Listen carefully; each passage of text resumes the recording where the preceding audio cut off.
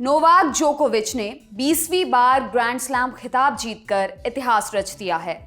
रविवार 12 जुलाई को टेनिस के वर्ल्ड नंबर 1 खिलाड़ी नोवाक जोकोविच ने इटली के माटेओ बेरेटिनी को विंबलडन के फाइनल में हराकर छठी बार इस खिताब पर अपना कब्जा जमाया है। इस जीत के साथ जोकोविच ने फेडरर और राफेल के 20-20 ग्रैंड स्लैम की बराबरी कर इतिहास में अपना नाम दर्ज कर लिया है। 3 घंटे और 24 मिनट तक चले इस मैच में जोकोविच ने बेरेटिनी को 6-7, 6-4, 6-4, 6-3 से मात दी। हालांकि जोकोविच के फ्रेंच ओपन जीतने के बाद से ही किसी को भी उनके विंबलडन जीतने पर शक नहीं था, लेकिन जिस तरह की शुरुआत इटली के माटेओ बेरेटिनी ने की, उससे एक बार को तो लगा कि कहीं इस मैच में कोई बड़ा उलटफेर ना हो जाए। जानते हैं मैच में क्या हुआ। मैच की शुरुआत में पहले सेट में जोको से वह खेल देखने को नहीं मिला जिसकी फैंस उनसे उम्मीद कर रहे थे। जोको पहले सेट में 4-1 से लीड करने के बाद अपनी गलतियों के चलते मैच को 5-5 तक ले गए। जोको की सर्विस थी और सेट जीतने के लिए गेम जीतना था, लेकिन इटली के खिलाड़ी ने जोको की सर्विस ब्रेक की और 1 घंटे से भी ज्यादा चले पहले सेट को टाई ब्रेकर में ले गए। टाई ब्रेकर में बेरेटिनी ने एक तरफा खेल दिखाते हुए टाई ब्रेकर को 7-4 से जीत लिया। मैच के बाद इस सेट का खास जिक्र करते हुए खुद जोको ने कहा, मैं पहले सेट में इतना बेचैन कभी नहीं रहा। ये शायद इसलिए हुआ क्योंकि इतिहास दांव पर लगा हुआ था।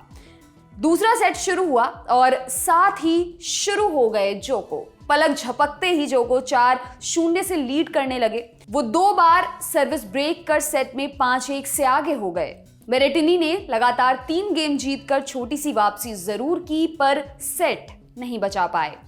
एक बार जोकोविच अपनी लय पकड़ लें तो फिर उन्हें रोक पाना बेहद मुश्किल हो जाता है। जोकोविच ने अगले 2 सेट्स में बिल्कुल ऐसा ही खेल दिखाया। लगभग 1.5 घंटे चले इन दोनों सेट्स में जोको इटली के बेरेटिनी पर भारी पड़े। जोको का खेल देख हॉलीवुड स्टार टॉम क्रूज भी खड़े होकर ताली बजाने लगे। तीसरा और चौथा सेट आसानी से जीत जोको ने इतिहास रच डाला। जानते हैं मैच के बाद क्या बोले जोकोविच। मैच के बाद जोकोविच ने इटली के माटेओ बेरेटिनी के खेल की तारीफ करते हुए कहा, सबसे पहले तो मैं बेरेटिनी, उनके परिवार और उनकी टीम को इस शानदार टूर्नामेंट के फाइनल में पहुंचने के लिए बधाई देना चाहता हूं। माटेओ बेरेटिनी काफी पावरफुल खिलाड़ी हैं और उनके शॉट्स इटालियन हथौड़े जैसे हैं जिन्हें मैं अच्छी तरह महसूस कर सकता हूं। मुझे पूरा यकीन है भविष्य में वे और बेहतर प्रदर्शन करेंगे। मैच के बाद जब जोको से फेडरर और राफेल के रिकॉर्ड की बराबरी के बारे में सवाल पूछा गया तो उन्होंने कहा, इसका मतलब साफ है कि हम तीनों में से कोई कहीं नहीं रुकने वाला। राफेल और रॉजर दोनों ही इस खेल के लेजेंड्स हैं। ये 2 सबसे महत्वपूर्ण खिलाड़ी हैं जिनके साथ मैं आज तक खेला हूं। मुझे याद है जब मैं पहली बार टॉप 10 में आया तो मैं 3-4 साल तक इन दोनों खिलाड़ियों से अधिकतर बड़े बड़े मैच हारता रहा।